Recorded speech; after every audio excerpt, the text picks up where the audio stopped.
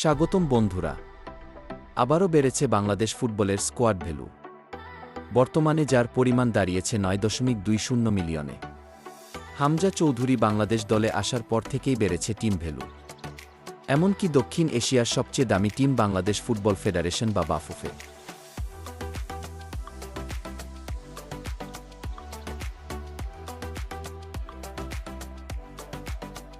হামজা বাংলাদেশে আসার পর বাংলাদেশ দলের মূল্য হয় ৭.৫৫ মিলিয়ন, যা আগে ছিল ৩.০৫ মিলিয়ন। এরপর পুনরায় দাম বাড়ার পর সর্বশেষ ৯.২০ মিলিয়নে পৌঁছে।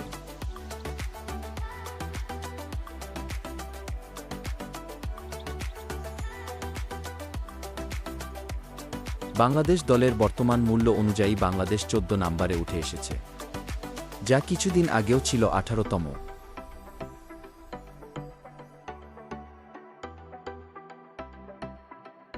এই মৌসুমেই বাংলাদেশ দলের মূল্য আরও বাড়তে পারে বলে জানা গেছে।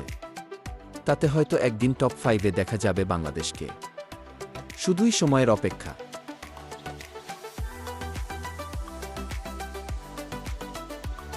আজ এই পর্যন্তই। ভিডিওটি ভালো লাগলে লাইক, কমেন্ট ও শেয়ার করুন। দেখা হবে আরেকটি নতুন স্পোর্টস কন্টেন্টে।